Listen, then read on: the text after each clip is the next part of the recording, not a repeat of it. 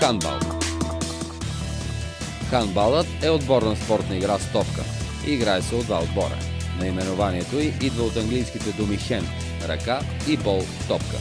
Целта на всеки отбор е да вкара топката във вратата на противника и да опази собствената си врата. История. За старинна игра с топка, подавана с ръце, се говори още в Одисея на Омир и в съчиненията на римския лекар Клавдий Гален. В средновековни поетически текстове също се срещат описания, в които две групи играят на топка с ръце. Но в сегашния си вид спортът е измислен от датски футболисти в края на 19 век. Така те тренирали с топка в зимно време. Смята се, че баща на хандбала е датският учител по физическо възпитание Ордруп Холгер, който пръв въвежда официално в часовете си игра с топка, при която два отбора на неголямо игрище се опитват да отбележат гол във вратата на противника. През 1936 година хандбалът става олимпийски спорт. Екипировка и игрище. Хандбалът се играе с топка, която се изработва от кожа или синтетичен материал. Тя не трябва да бъде хлъзгава или блестяща. Топката, с която играят мъжките отбори, е с обиколка 58-60 см и тежи 425-475 грама. Женските отбори играят с по-малки топки. 54-56 см в обиколка и с тегло 325-375 грама. Хандбалното игрище е правоъгълно, с размери 40 метра дължина и ширина 20 метра.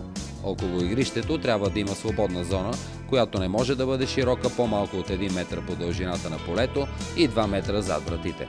Централна линия разделя игралното поле на две равни половини.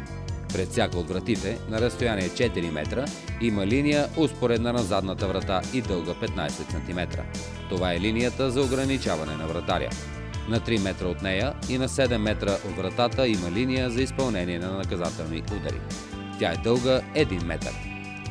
Пред всяка врата е очертано и вратарско поле. То има неправилна форма. Оградена е от една права линия, успоредна на вратата, отстояща на 6 метра от нея и дълга 3 метра. И от две дъги с радиус 6 метра с център страничните греди. На 3 метра от вратарското поле и на 9 метра от самата врата е очертана прекъсната линия за изпълнение на свободни удари. Тя има формата на линията, ограждаща вратарското поле. В двата края на игрището, точно в средата, са разположени вратите. Те са подобни на футболните врати, но са значително по-малки. Размерите им са 3 метра дължина и 2 метра височина. Всяка греда се боядисва в два различни контрастни цвята. Вратите задължително са с мрежи. Правила. Хандбалът се играе от два отбора, състоящи се от по 14 човека, като на игралното поле едновременно не могат да се намират повече от 7 души от един отбор. Един от играчите на всеки отбор е вратар. Целта на всеки отбор е да вкара топката във вратата на противника и да опази собствената си врата. Попадения, реализирани от площта на противниковото вратарско поле, не се зачитат. Матчът се състои от две полувремена, всяко от по 30 минути, като между тях се прави 10-минутна почивка. На полувремето отборите разменят вратите си. Побеждава този, който отбележи повече голове. Ако след изтичане на редовното време отборите имат равен брой попадения, се играят две 5-минутни продължения с почивка от 1 минута. Ако при равен резултат след първото допълнително време също няма победител, се играят още две продължения при същите условия. Ако и тогава точките са равни, се изпълнява серия от 7-метрови наказателни удари. Хандбалистите могат да подават, хващат или спират топката с ръце, глава, тяло, бедра или колене. Играч не може да задържа топката повече от 3 секунди, а също и да прави с нея повече от 3 крачки без дрибъл, без да я подаде или без да стреля. След приключване на дрибъла, отново има право на 3 крачки с топка. Не се разрешава пасивното, безцелно подаване на топката между играчите, без видимо намерение да се атакува. Тогава се свири пасивна игра и другия отбор получава топката. Голът се зачита, ако топката напълно е преминала гол линията на вратата. Действията на вратаря по време на хандбален матч са регламентирани от особени правила. Вратарят е единственият играч, на когото е позволено в рамките на вратарското поле да докосва топката, с която и да е част от тялото си. Отново в рамките на вратарското поле, той може да се движи с топката без да спазва ограниченията за време и крачки. Удари, подавания.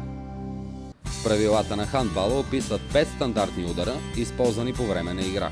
Начален удар, удар от страничната линия, вратарски удар, свободен удар и наказателен удар. С начален удар матчът започва или се възобновява след отбелязан гол.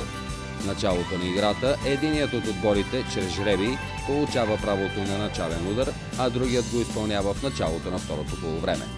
Начален удар след вкаран гол изпълнява отборът, чиято врата е попаднала топката.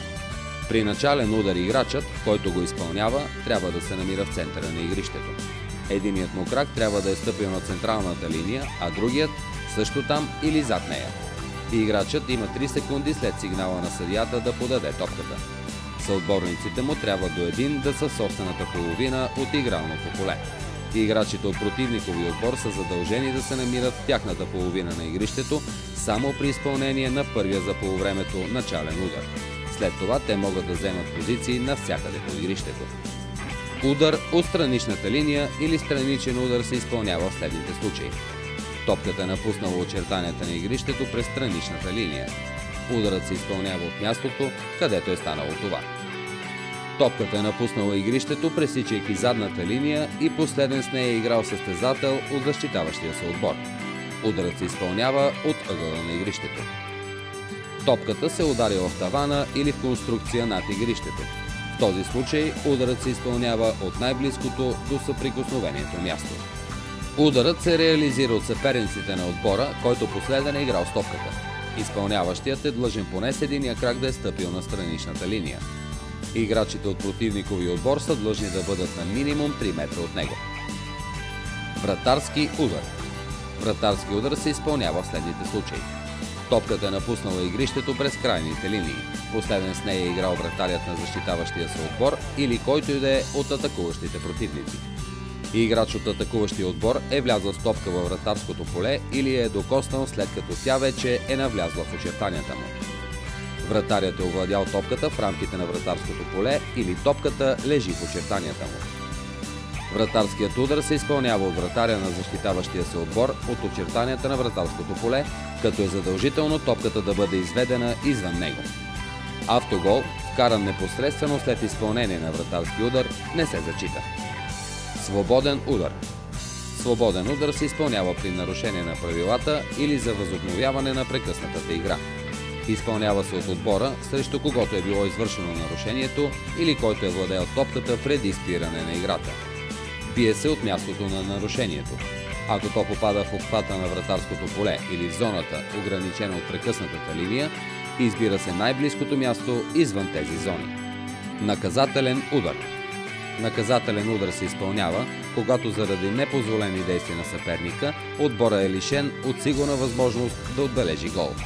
Нарушение, санкционирано с наказателен удар, е възможно да бъде извършено навсякъде в игралното поле.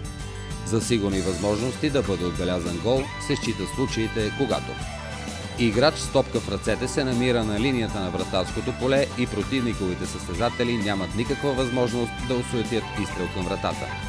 Между вратаря и нападащия състезател от противниковия отбор няма защитници. Вратарят е напуснал вратата и няма никаква физическа пречка за нападащия играч да отбележи гол. Състезателят, изпълняващ наказателен удар, застава на не повече от метър от наказателната линия. Вратарят на противника се намира между гол линията и ограничителната линия.